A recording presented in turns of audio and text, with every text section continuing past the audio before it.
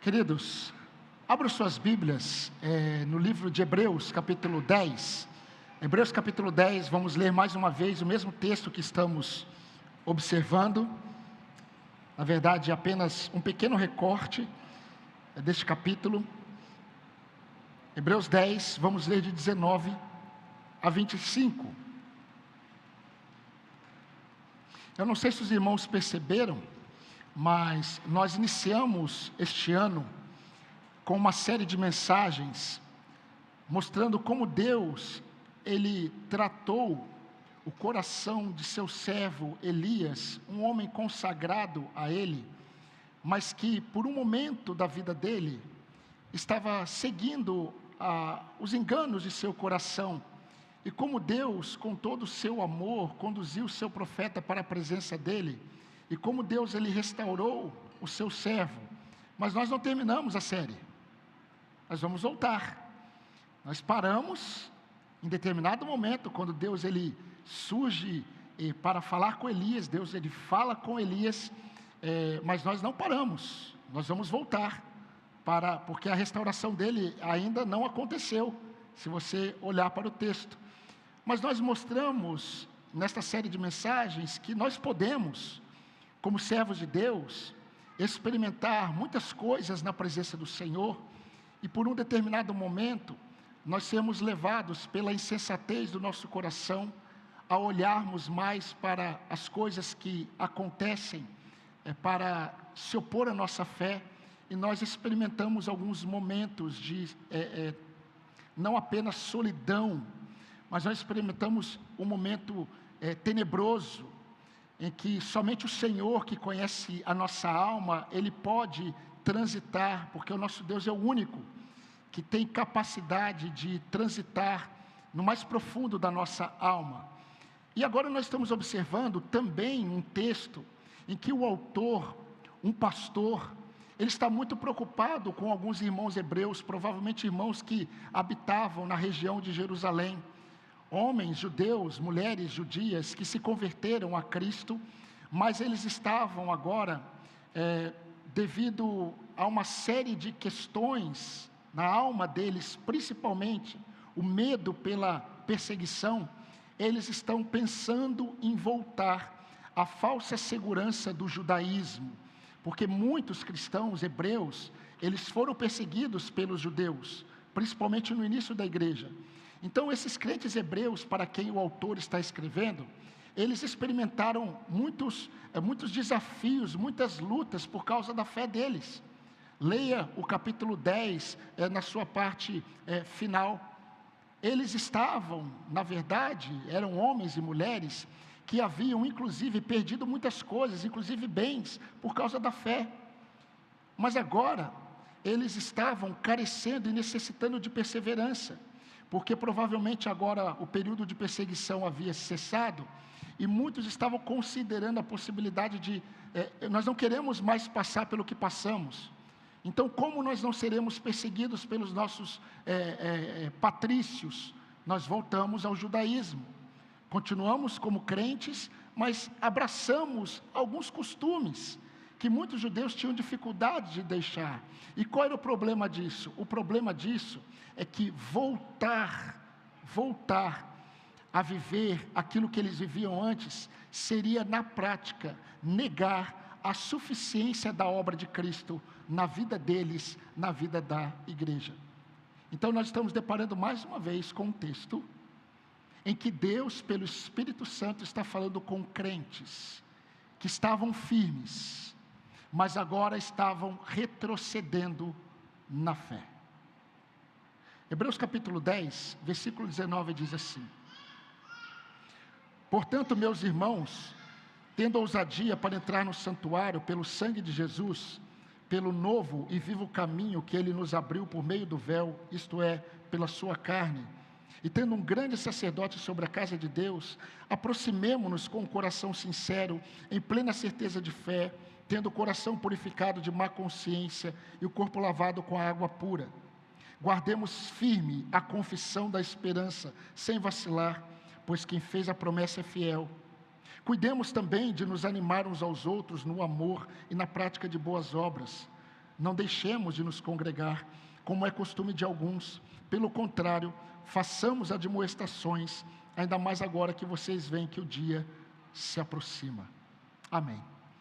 Meus irmãos, diante dessa realidade que eu expus para vocês sobre esses crentes, o autor de Hebreus, ele enxerga imaturidade nesses irmãos, porque ao considerarem uma falsa segurança, e com isso negar a suficiência de Cristo para a permanência dele, a permanência deles, a firmeza deles no Senhor, eles revelavam a imaturidade deles.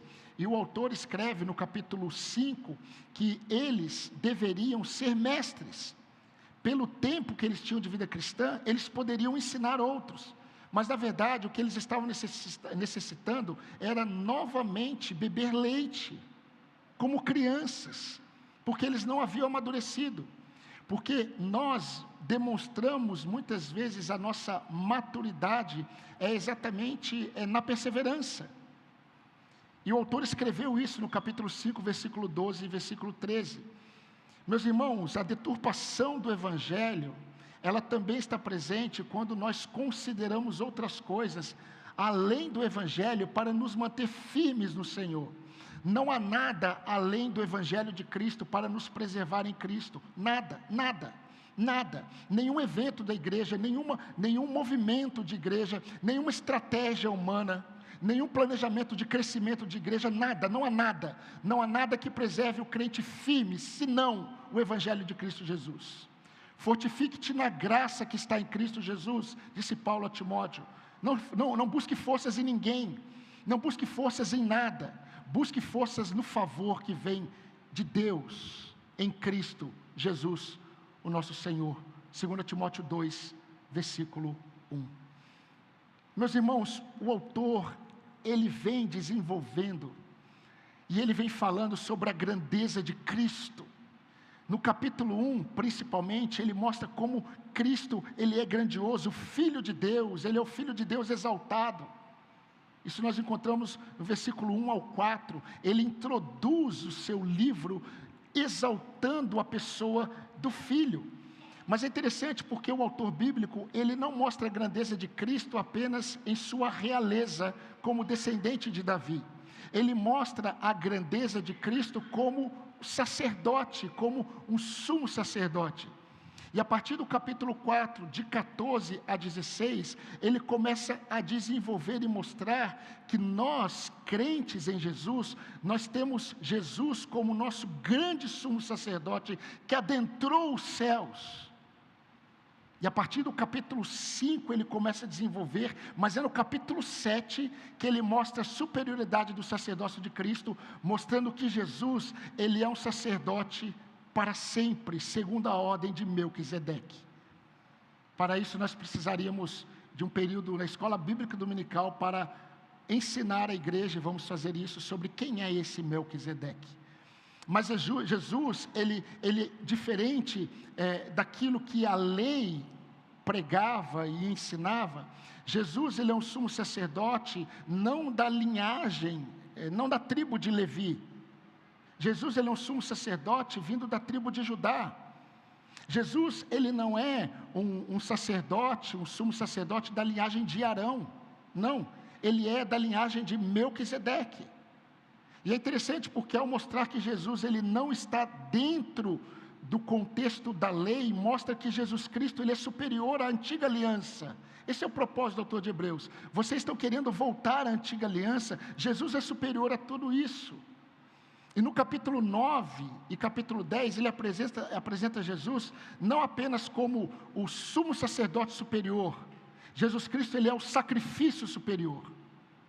Ele se entregou uma vez por todas.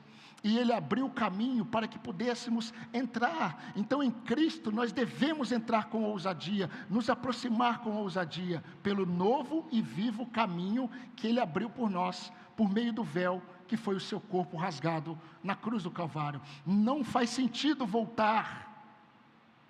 Por isso que ele termina o capítulo 10 dizendo assim: nós não somos dos que retrocedem. Nós não somos os que retrocedem para a perdição da alma, pelo contrário. Nós somos da fé para a preservação da alma. Porque a característica principal daquele que está em Cristo é a perseverança. Aquele que está em Cristo, ele persevera até o fim. Então, retroceder na fé não faz sentido, só faz sentido para quem não está na fé. Agora, isso não significa que o cristão, ele não experimente o que Elias experimentou. Não significa que o cristão fiel não experimente momentos em que ele pense em desistir. Não significa que cristãos fiéis não passem por momentos em que eles vão dar ouvidos a muitas vozes que surgirão para retirá-lo do caminho, da jornada da fé. E o autor de Hebreus está mostrando tudo isso. Mas eu gostaria, meus irmãos, de observar com vocês, antes de entrarmos na lição de hoje, como que o autor bíblico, inspirado por Deus, ele intercala os assuntos, mas ele mantém uma unidade de pensamento. O que estamos observando, o recorte que nós estamos observando no capítulo 10, de 19 a 25, ele já falou sobre isso, mas muitas vezes nós não percebemos. No capítulo 4, 14 a 16, eu vou ler para os irmãos, e presta atenção o que ele nos ensina, mostrando essa plena unidade do texto. Diz assim: tendo, pois, a Jesus, o Filho de Deus, como grande sumo sacerdote que penetrou os céus, conservemos firmes a nossa confissão. Sermão de domingo passado. Capítulo 10, versículo 23.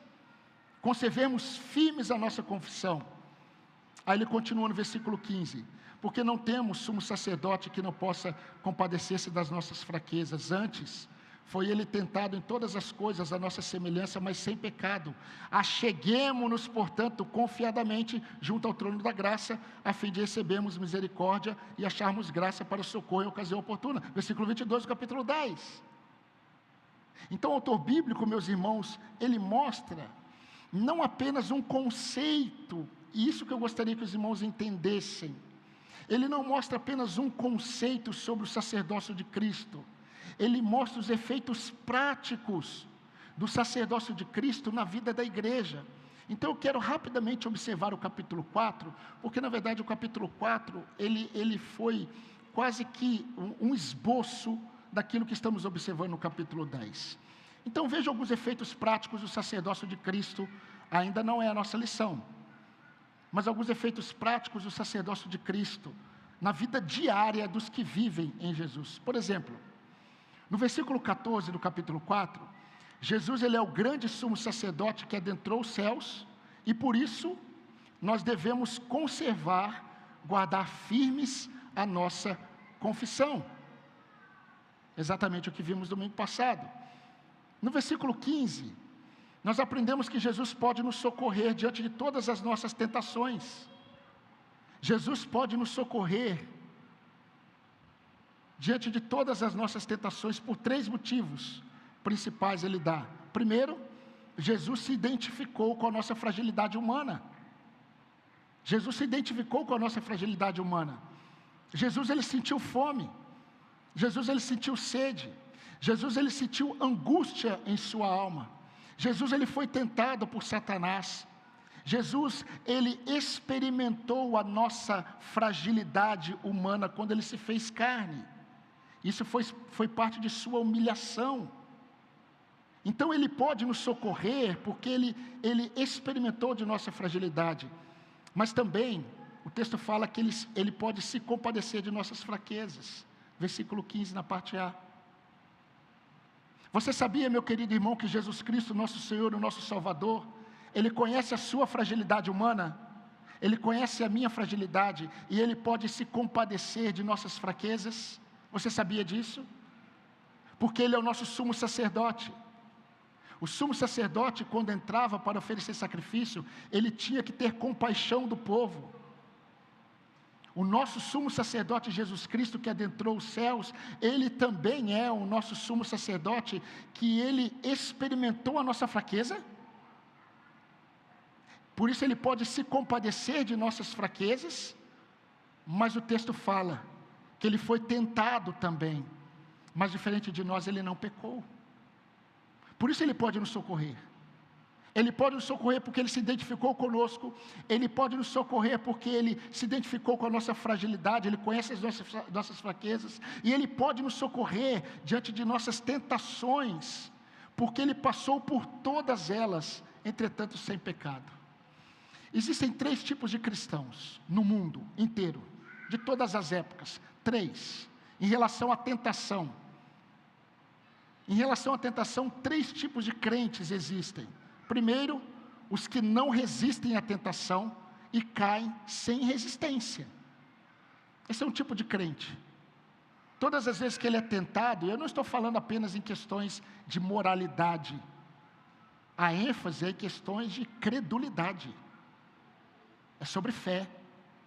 Então existem aqueles que são tentados e eles não resistem à tentação. Eles caem, eles seguem as emoções, e eles enfraquecem, desanimam. Esse é um tipo de crente. Tem um outro crente que resiste, vence, mas depois está abatido. Ele cai em tentação. E temos um terceiro tipo, que é o que resiste certa tentação, mas nunca consegue vencer plenamente as tentações. Você se enquadra em qual tipo de crente? Eu vou dizer para você em qual eu me enquadro, nos 3. Por isso que Jesus Cristo, Ele pode nos socorrer, sabe por quê? Porque Ele foi tentado em todas as coisas, porém sem pecado. Jesus é o único homem que foi tentado em todas as coisas e venceu todas as tentações. Versículo 15, na parte B, ele disse: Ele foi tentado em todas as coisas, à nossa semelhança, mas sem pecado. Por isso Ele pode nos socorrer. Então, irmãos, se Jesus conhece nossas fraquezas por experiência, se Jesus, Ele se compadece de nós por misericórdia, se Jesus experimentou nossas tentações e venceu todas, qual é o chamado no versículo 16 do capítulo 4? Portanto, aproximemo-nos do trono da graça com confiança. Hebreus 10, 22. Aproximemo-nos do trono da graça com confiança. Pastor, mas não tem nenhum efeito prático dessa aproximação? Tem a continuação do versículo 16. A fim de recebermos misericórdia e encontrarmos graça para ajuda em momento oportuno. Agora, meus irmãos, nós não estamos lidando, entenda isso, nós não estamos lidando apenas com conceitos. Nós estamos lidando com efeitos práticos da verdade, na preservação da nossa fé, na preservação da vida daqueles que creem. O que nós estamos observando nesses sermões, desde o início do ano, olhando para Elias, é que o nosso Deus, Ele não está apenas interessado em nos preservar na nossa fé, Ele está agindo para que fiquemos firmes até o fim na fé. E voltando para o capítulo 10, nós vamos ver a partir do versículo 24, outros efeitos práticos desta dádiva, da aproximação que recebemos de Deus. Em Cristo Jesus, o nosso grande sumo sacerdote. Temos livre acesso. Sabe por quê? Nós temos livre acesso porque Deus deseja que a partir dele, nós sejamos instrumentos da graça, para a preservação da fé uns dos outros. Essa não é a lição. A lição é: consideremos uns aos outros para nos encorajarmos ao amor e às boas obras. Versículo 24. Veja o que ele diz aí. Consideremos uns aos outros, ou cuidemos também de nos animar uns aos outros no amor e na prática de boas obras. Queridos, mais uma vez, os assuntos eles se intercalam, mas em uma unidade maravilhosa, esplêndida, que nós observamos por parte do autor inspirado. Hebreus capítulo 3, versículo 12 e 13, veja se ele já não disse isso. Tenham cuidado, irmãos, jamais aconteça haver em qualquer de vocês perverso coração de incredulidade, que vos afaste do Deus vivo. Pelo contrário, exortai-vos mutuamente, ou encorajai-vos mutuamente, animai-vos, estimulai-vos uns aos outros, durante o tempo que se chama hoje, preste atenção, a fim de que nenhum de vocês seja endurecido pelo engano do pecado. Que pecado? De incredulidade, que vos afaste do Deus vivo. Então no capítulo 3, ele também mostrou o que aqui no capítulo 10, versículo 24, ele está deixando mais claro, chamando os crentes que possuem livre acesso à sala do trono, os crentes que possuem um sumo sacerdote que pode se compadecer, que nos chama a entrarmos diante da presença do Senhor, porque nós temos um sumo sacerdote que intercede por nós. Mas não fica por aí, não fica apenas em nosso relacionamento com Deus. Deus, quando Ele pensa em preservar a minha fé e a sua fé, Ele está pensando na preservação da fé do povo dEle.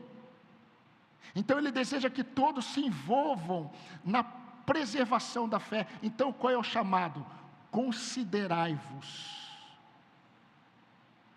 Consideremos uns aos outros para nos estimularmos ao amor e às boas obras. Meus irmãos, rapidamente, eu quero fazer apenas 3 observações breves sobre essa exortação do versículo 24. A primeira observação é que esse estimular, eu não sei qual é a sua versão, mas esse estimular, este encorajar, este animar uns aos outros, ele é precedido por um outro chamado, que é: considerem. Considerem. Então, antes de animar, antes de estimular, antes de encorajar, antes de fazermos isso uns com os outros, nós devemos observar que há um outro chamado: considerem. Considerem. Consideremo-nos uns aos outros. E o que significa considerar uns aos outros? Considerar uns aos outros significa reflitam, pensem uns nos outros, pensem, porque é impossível encorajar alguém que eu não penso, que ele pode estar necessitando de encorajamento. Então o chamado do Senhor é, antes de estimular um ao outro, antes de encorajar um ao outro, considerem um ao outro, pense, reflita, pense com atenção. Por isso que a versão NAA traduziu para cuidemos. Porque quem considera, cuida. Quem deseja cuidar, mas não considera, não pode cuidar. Não há cuidado sem a reflexão, sem o pensar no irmão. E é muito interessante, porque nós nunca conseguiremos dar a devida atenção às necessidades uns dos outros, se não pensarmos uns nos outros, com atenção. É isso que ele diz. O chamado do Senhor para nós é fortaleçam a fé uns dos outros, encorajem uns aos outros, mas antes disso, pensem uns nos outros, pensem. Essa é a primeira observação. A segunda observação é que esse considerar, o encorajar, o estimular ao amor e às boas obras, é uma responsabilidade de todos para com todos. Isso é muito importante. Eu vim de um contexto, irmãos, e não desprezando aquilo que muitas igrejas fazem nessa intenção de cuidado mútuo, mas eu vim de um contexto, e muitos também, em que a igreja separa um grupo de irmãos para cuidar, ou separa um grupo de pastores para cuidar, mas nós não vemos isso no Evangelho. Nós não vemos isso no Evangelho. O que o Evangelho mostra é que nós devemos pensar uns nos outros com o propósito de encorajarmos uns aos outros, mas isso é para todos. Esse é um chamado para todos. E é interessante porque o autor, no versículo 23, assim como no versículo 23, no versículo 24 ele também se coloca. No versículo 23, ele disse: guardemos firme. Não é só vocês que devem guardar. Eu, que estou escrevendo para vocês, nós que somos apóstolos, os líderes, devemos guardar firme. Firme a nossa confissão, sem vacilar. Da mesma forma ele diz: consideremos, ou seja, eu preciso fazer isso. Sabe por quê? Porque este líder que escreve, sabe que também ele precisava desta consideração dos irmãos para com ele. E essa consideração, meus irmãos, não tem a ver com, no sentido que a gente trata, vamos considerar o irmão, não é nesse sentido. Vamos pensar no que o irmão está dizendo, vamos levar, vamos dar atenção ao que ele está dizendo. Não é nesse sentido. O considerar aqui, literalmente, é medite. Medite no seu irmão. É a mesma palavra que o autor de Hebreus, a mesma que ele vai usar em Hebreus capítulo 12, versículo 3. Considerem, pois, atentamente aquele que suportou tamanha oposição dos pecadores contra ele mesmo. Considerem a Jesus Cristo, ou seja, meditem em Jesus. É a mesma palavra aqui. Considerem uns aos outros, pensem uns aos outros. Isso não é para alguns, isso é para todos. Paulo, escrevendo aos Colossenses, ele disse assim: esses são os únicos da circuncisão que são meus cooperadores em favor do reino de Deus. Eles têm sido o meu lenitivo. Eles têm sido o meu lenitivo, ou seja, eles têm sido uma fonte de ânimo para mim. Quando Paulo escreve isso em Colossenses 4, versículo 11, ele está dizendo assim: tem poucos, da circuncisão são poucos que cooperam comigo em favor do reino, e eles são de Deus para comigo como um lenitivo. Eles são um bálsamo, eles me dão ânimo na fé. Paulo, o apóstolo, ele está concordando que ele também precisava que os irmãos considerassem, pensassem nele, pensem uns nos outros. Queridos irmãos da Igreja Batista Apacentar, vamos domingo que vem, se Deus permitir, comemorar 8 anos de igreja. Mas queridos, tanto o diabo quanto o nosso coração são especialistas em nos incentivar todos os dias a diminuirmos os passos na nossa caminhada de fé. Todos os dias.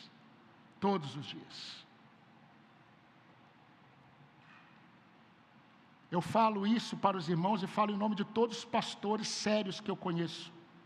Não há uma semana que nesse gabinete ou lá na minha casa, no recôndito da minha alma, eu não seja incentivado pelo diabo, pelo meu próprio coração, a desistir. Não há uma semana sequer. Quantas vezes essa semana eu recitei para mim mesmo, Hebreus capítulo 4, de 14 a 16. E sabe o que eu fiz? Eu me acheguei à sala do trono. Se isso aconteceu com os apóstolos, acontece com os pastores, acontece com os líderes, quiçá com os irmãos. Só Deus sabe a realidade do seu coração em relação à sua fé hoje. Como que está a sua jornada? Por isso, meus irmãos, todos nós precisamos uns dos outros para nos encorajarmos. Nós precisamos uns dos outros para nos estimularmos. E esses estímulos nada tem a ver com autoajuda, nada tem a ver com elevação da autoestima sem cruz. Não. Tem a ver com a verdade do Senhor. Precisamos dos outros. Temos aprendido nestes 8 anos que recebemos de Deus a responsabilidade de considerar os outros. E essa responsabilidade ela não recai sobre o pastor. Essa responsabilidade ela não recai sobre os diáconos. Essa responsabilidade ela não recai apenas para alguns líderes da igreja. Essa responsabilidade não recai para um grupo da igreja que é criado para cuidar da igreja. Nunca. O Evangelho mostra que essa responsabilidade é de todos para com todos. De todos para com todos. você tem um chamado. E não tem a ver com pregar, talvez, não tem a ver com tocar, não tem a ver com ir para o campo missionário. Você tem um chamado. Você foi chamado para estimular, encorajar os seus irmãos à fé. Só que para isso você precisa pensar no seu irmão, na sua irmã. Mas, queridos, eu concordo que nós vivemos um fenômeno. O que é um fenômeno, nesse sentido da palavra? Nós vivemos uma realidade, e não tem como fugir dessa realidade. Há uma realidade presente, né, que nós não podemos negar. E eu faço uma pergunta, e eu fiz para mim mesmo. Com tantas demandas pessoais, como considerar os irmãos? Com tantas demandas pessoais, como pensar no meu irmão? Como pensar uns nos outros?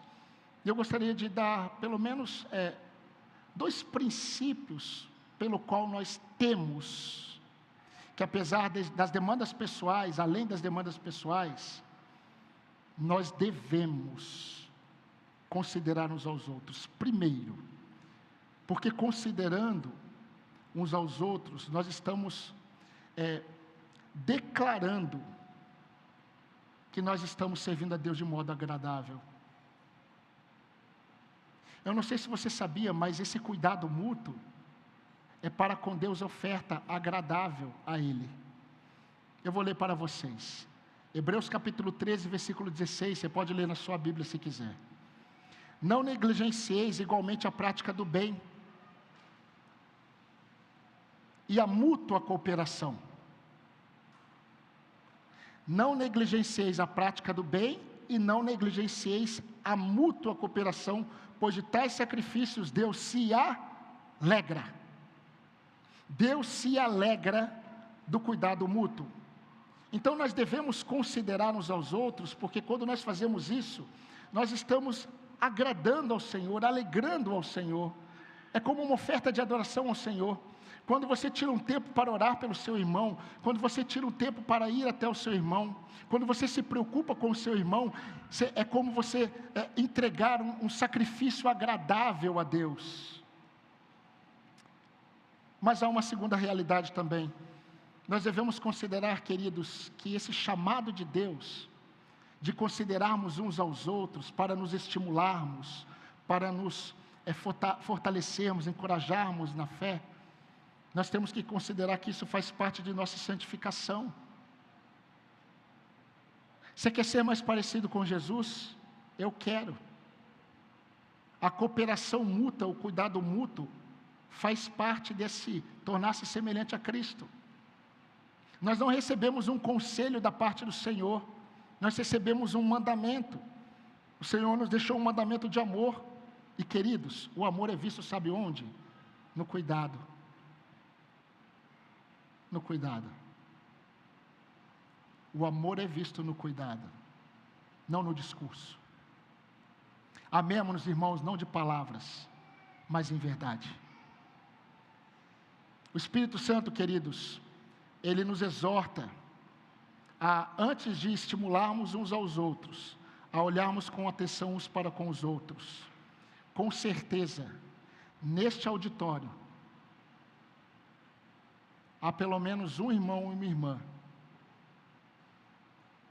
que estejam precisando de um estímulo cristocêntrico, que está precisando de um encorajamento cristocêntrico para que permaneça firme na fé. Eu não tenho dúvida disso. Mas o Senhor não vai enviar o anjo Gabriel.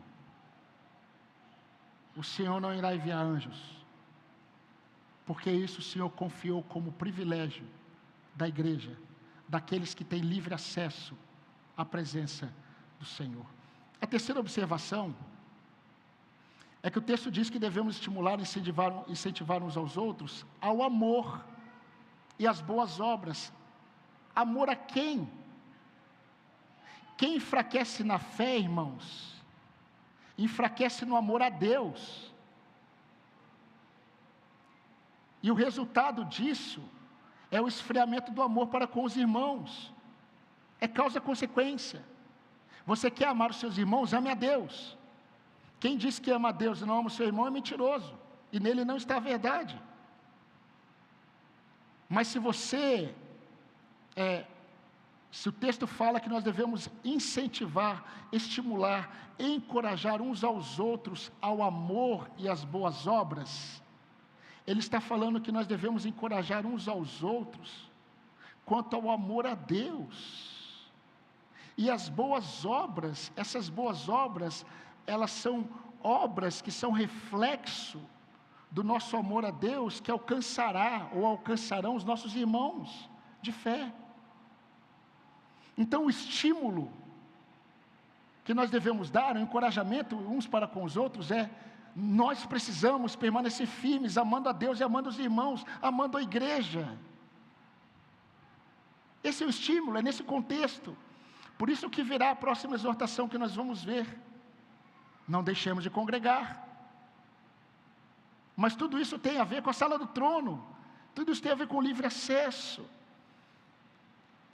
1 João 4,21 diz, ora, temos da parte de Deus este mandamento, que aquele que ama a Deus, ame também o seu irmão. Efésios 2,10 diz que nós somos salvos para as boas obras de justiça, frutos da justiça de Cristo em nossas vidas. E nós manifestamos isso em primeiro lugar aos nossos irmãos. 2 Timóteo 3,17 diz que as Escrituras nos habilitam para toda boa obra. Toda boa obra que é fruto da obra de Cristo em nós é uma boa obra. Então eu quero finalizar essa exortação do versículo 24, afirmando algo muito importante. Queridos, todas as exortações que estamos observando em Hebreus, todas, principalmente no capítulo 10, elas não refletem apenas a liberdade abençoadora que temos em nosso sumo sacerdote, Jesus Cristo, mas reflete as responsabilidades que temos na preservação da fé uns dos outros. Somos responsáveis. Por isso vem a próxima exortação e a última observação de hoje. Ele diz, não deixemos de congregar. Isso está no versículo 25, na parte A. Não deixemos de congregar. Tem uma versão que eu gosto muito que diz, congreguemos com constância. Congreguemos com constância. Eu comentei com os irmãos, no início desses estudos, que há uma intenção muito clara do autor bíblico em mostrar que aqueles que são verdadeiramente cristãos, aqueles que verdadeiramente são salvos, eles têm uma característica, eles perseveram na fé. Mas como eu disse, isso não garante que ele sempre estará firme na fé. Por isso que o Senhor deu à igreja. Propositalmente nós cantamos um cântico, foi o primeiro cântico dessa noite, dizendo, Senhor, Jesus, eu só tenho a Ti, não é isso? Eu só tenho a Ti, eu só tenho a Ti, eu só tenho a Ti. Está inserido nessa expressão que eu só tenho a Ti e tudo aquilo que só o Senhor pode dar. Então eu só tenho o Senhor e a igreja.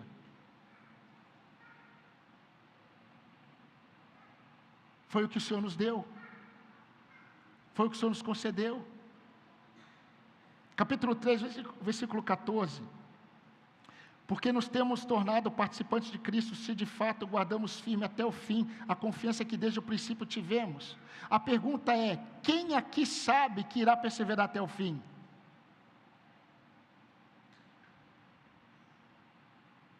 Se a característica do salvo é que ele perseverará até o fim, a pergunta é, o que define que eu estarei lá?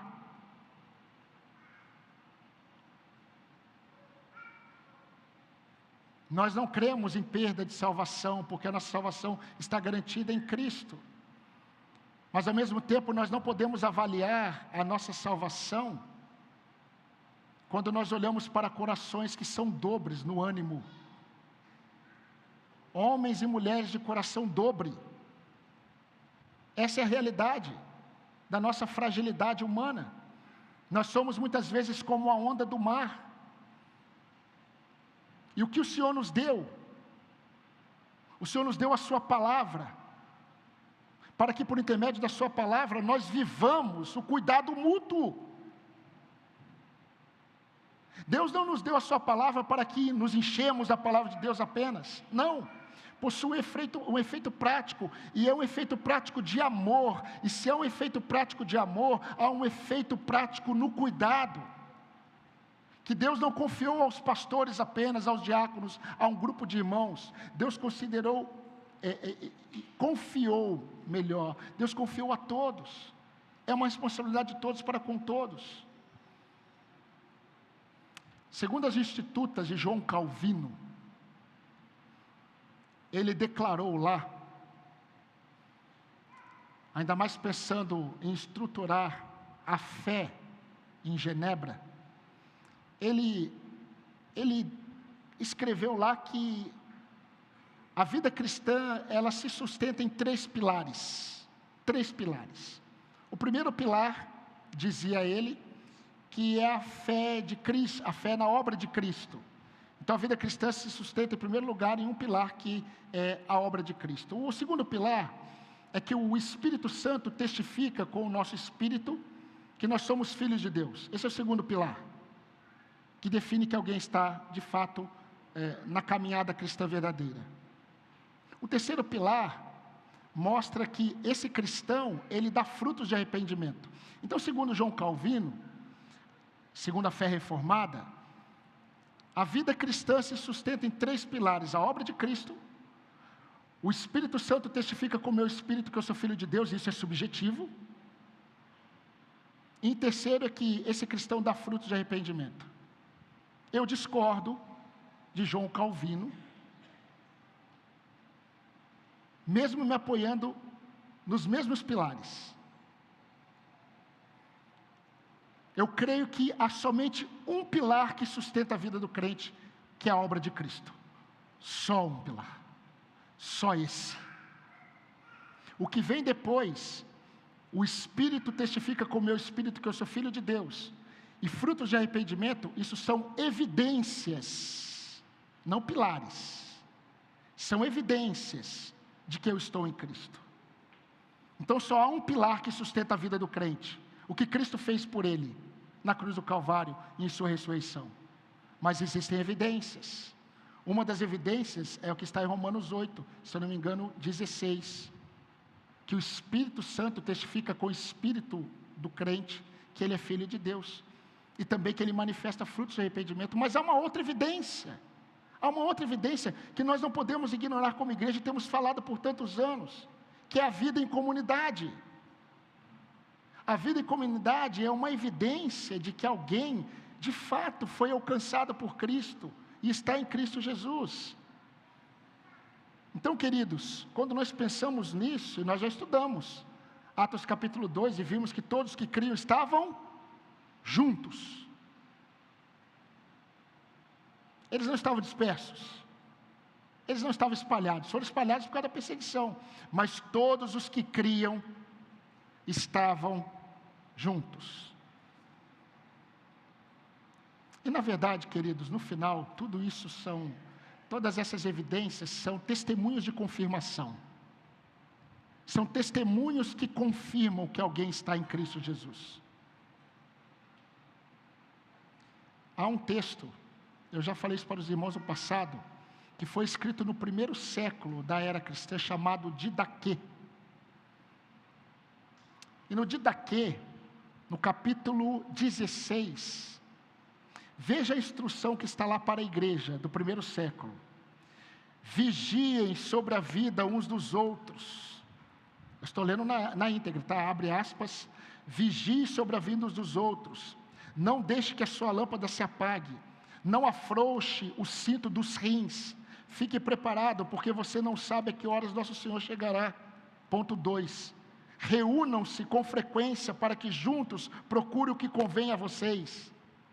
Século I. Agora, por que isso foi escrito lá? Aqui nós estamos vivenciando alguns hebreus, meus irmãos, que estavam considerando a prática de voltar. E o que eles estavam fazendo? Deixando de congregar. Por isso que o Espírito Santo de Deus, em sua inspiração, separa o autor de Hebreus para dizer para aqueles crentes: não deixem de congregar.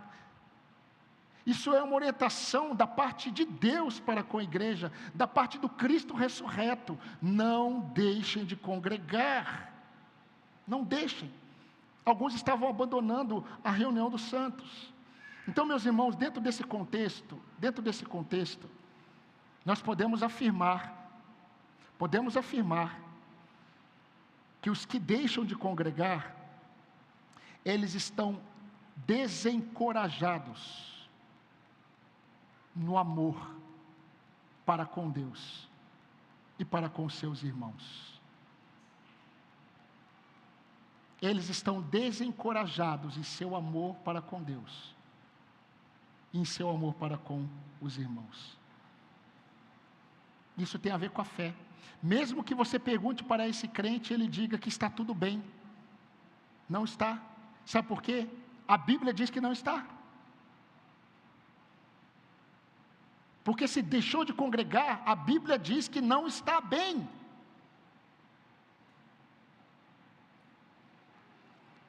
Simon Kistemaker, um dos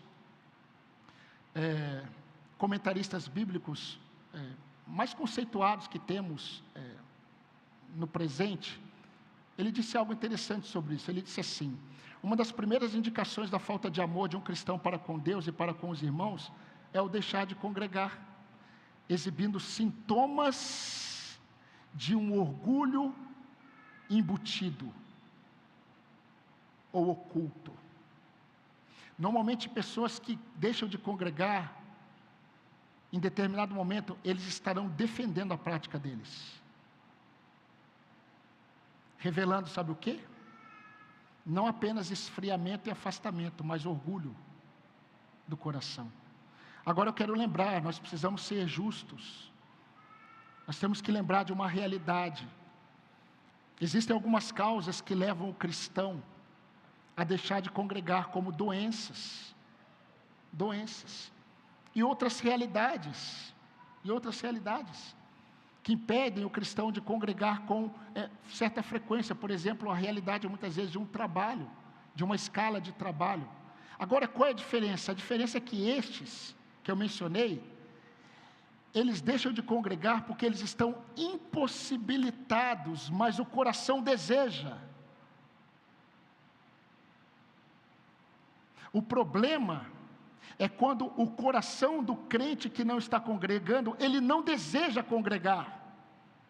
Isso revela onde está, ou a intensidade da sua fé, a realidade da sua fé. Meus irmãos, congregar remete à congregação. E congregação significa reunião dos santos, reunião dos justificados. Quando eu estava estudando esse texto, eu pensei assim: graças a Deus, que são poucos que deixam de congregar, não é a maioria. O texto fala que alguns deixam de congregar. Imagina se fosse a maioria. Agora, o que me choca é que qualquer um de nós está passível de nos tornar alguém que deixou de congregar. Inclusive eu que estou nesse púlpito.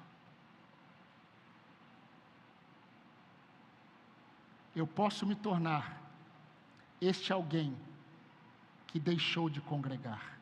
E você conhece pessoas que vivenciaram e vivenciam isso hoje. Qual é o remédio do Senhor para nós? Sabe qual é? a congregação, a igreja. Por isso que a exortação anterior é: consideremos-nos uns aos outros para nos estimularmos, para nos encorajarmos ao amor e às boas obras. Não deixemos de congregar, como é costume de alguns. E domingo que vem não, no próximo dia 25, eu vou dar continuidade a essa exortação, porque o texto continua no versículo 25. Mas eu gostaria de terminar caminhando para algumas aplicações breves. Meus irmãos, a igreja,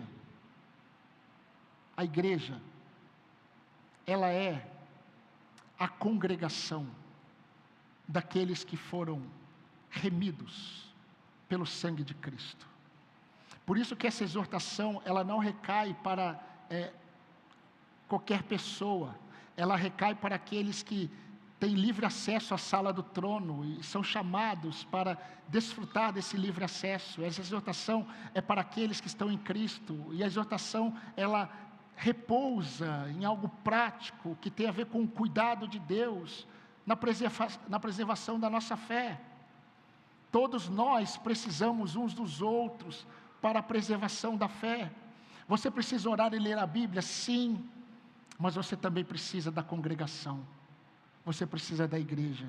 Eu preciso da igreja. O meu coração vai dizer que não, o diabo vai dizer que não, pessoas afastadas vão dizer que não, mas a palavra de Deus diz o contrário: não deixemos de congregar. O cristianismo bíblico, não o que a gente encontra, o cristianismo bíblico é uma fé de amor sacrificial, um amor sacrificial pessoal e congregacional. Congregacional.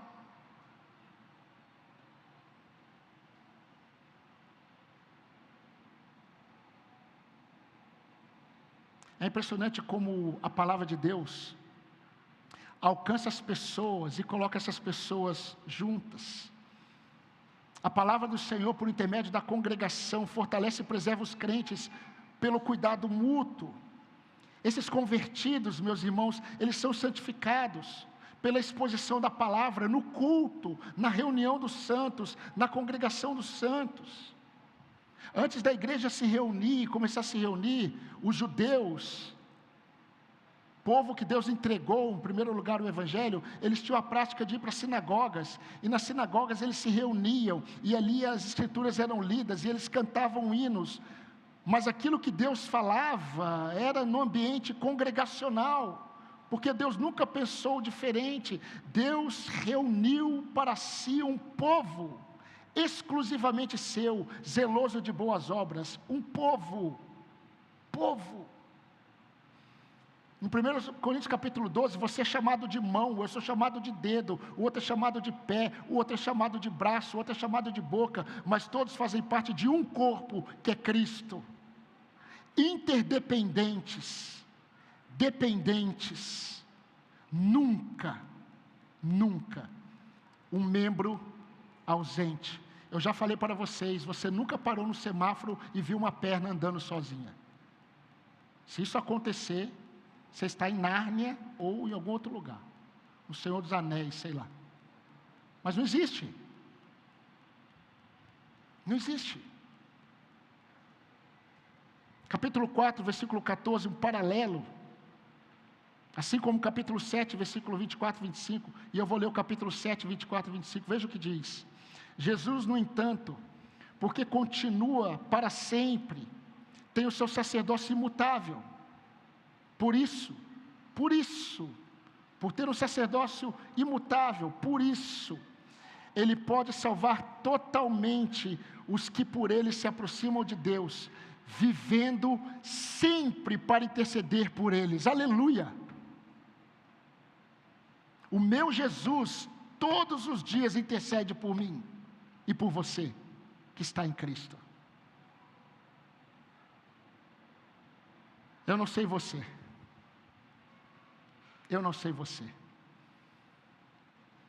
Mas eu preciso de Jesus todos os dias para vencer os dias maus. E os dias maus muitas vezes acontecem no recôndito de nossa alma. Eu preciso de Jesus.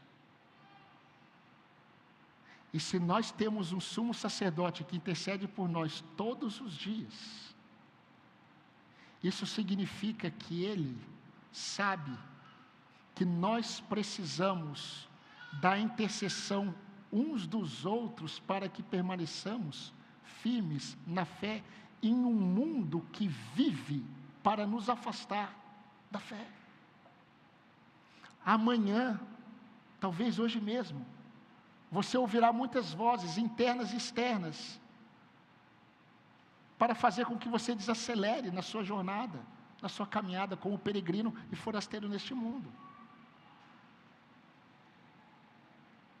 Não basta, meus irmãos, servir a Deus, é preciso servi-lo com a ajuda dos irmãos. O culto coletivo produz encorajamento. Amém? O culto congregacional produz encorajamento. Eu não estou com muita vontade de vir ao culto. Venha sem vontade.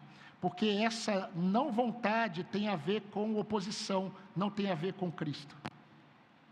Então venha. Venha sem vontade. Pais, os filhos não estão com vontade de acordar? Desperte, estão debaixo da tua autoridade. Vem. Mas já vim sem lavar o rosto. Vem sem lavar o rosto, mas vem. Sabe por quê? Porque ao estar exposto à palavra de Deus, Deus pode fazer renascer ou reviver ossos secos. Usa a sua autoridade para o bem do seu filho. Não deixe ele ficar em casa dormindo, porque ele ouvirá outros conselhos. Orar uns com os outros produz encorajamento. Aliás, eu tenho compartilhado com os irmãos, e eu sei que é a realidade para poucos, infelizmente é a realidade para poucos, a oração matinal, que começamos a fazer às terças e às quintas. Tem vindo um grupo de 5 irmãos, às vezes 4, às vezes 5, e esse horário é mais difícil para muitos irmãos e para a maioria, mas como tem sido bom orar logo no início com os irmãos, é encorajador. Depois desse momento eu já fico aqui no gabinete estudando, e que bênção que é. Então, se um dia você puder, 6 horas da manhã, estar aqui, venha, é muito bom. Alguns irmãos mais tímidos perceberão que ao chegar eles vão orar também. Todos oram. Porque a oração mútua produz encorajamento. Produz encorajamento. E muitas vezes para um dia difícil que virá. Uma visita produz encorajamento. Sabia? Uma visita produz encorajamento. Uma visita rápida. Eu não me esqueço da minha conversão. O pastor que ele estava presente, hoje falecido, ele passou em casa, eu morava com os meus pais ainda, e ele passou em casa naquela semana, e ele disse assim, Glauber, eu só vou entrar com você, não vou ficar 5 minutos, só vou entrar e falar com você rapidamente. Eu falei, tá bom, pastor. Ele entrou, ficou 5 minutos, leu sobre o episódio de Jesus no barco com seus discípulos, e ele orou por mim. Ele disse assim, Senhor, que as tempestades do coração e da vida nunca abalem a fé deste novo convertido, irmão Glauber. Deu 3 minutos.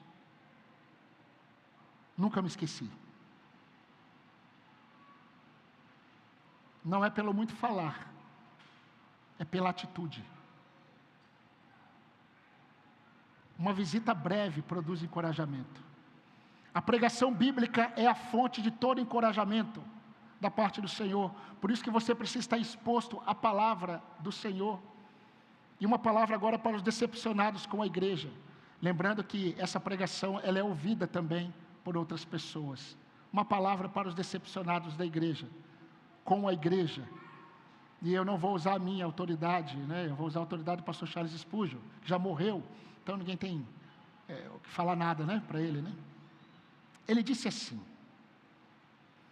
se desistirmos de nossa jornada com Deus, por causa de péssimos exemplos nós provamos que em nossa caminhada nós andamos com homens e nunca com Deus. E eu entendo por que ele disse isso. Porque a imperfeição dos crentes, a imperfeição dos crentes não deve ser impedimento para ofuscarmos a perfeição da obra de Cristo. E a igreja do Senhor, apesar da igreja do Senhor, revela a perfeição da obra de Cristo. Quando Cristo salva pessoas diferentes e torna essas pessoas um único povo, com um único propósito e com um único destino. O que motiva a ética cristã, certo e errado, não é a lei. O que motiva a ética cristã é o amor. É o amor para com Deus. Eu faço porque eu amo ao Senhor. E quanto mais eu amo ao Senhor, eu vou amar os meus irmãos. Se eu estou tendo dificuldade de amar os meus irmãos, a verdade é que eu estou tendo dificuldade em amar ao meu Senhor. Isso serve para mim e para cada crente que aqui está. Jesus, ele não desprezou aquela mulher samaritana. Ele foi até o poço, meio-dia. Uma visita intencional. Intencional. Ele a encontrou. Ele foi até ela. E ele não a desprezou. Revelou seus pecados. Revelou a sua graça. E o que ela fez? Foi até os outros. Contar aos outros. Se Jesus não desprezou a mulher samaritana, e não desprezou tanto a mim quanto a você, mas ele veio ao nosso encontro, e eu afirmo para você que ele continua vindo, e eu afirmo para você que nessas mensagens o Senhor tem vindo ao encontro de homens e mulheres, servos de Deus, que no passado estavam firmes, mas que hoje não estão tão firmes como deveriam. O Senhor faz isso, sabe por quê? Para que aprendamos que nós não devemos desprezar o que Deus santificou para Ele. Apesar de nós, o Senhor sempre virá ao nosso encontro, e Ele sempre nos usará para irmos ao encontro de outros, para que todos estejamos firmes, juntos, unidos, até a volta de Jesus Cristo, o nosso Senhor. Consideremos-nos também uns aos outros para nos estimularmos ao amor e às boas obras. Não deixemos de congregar, como é costume de alguns. Vamos orar?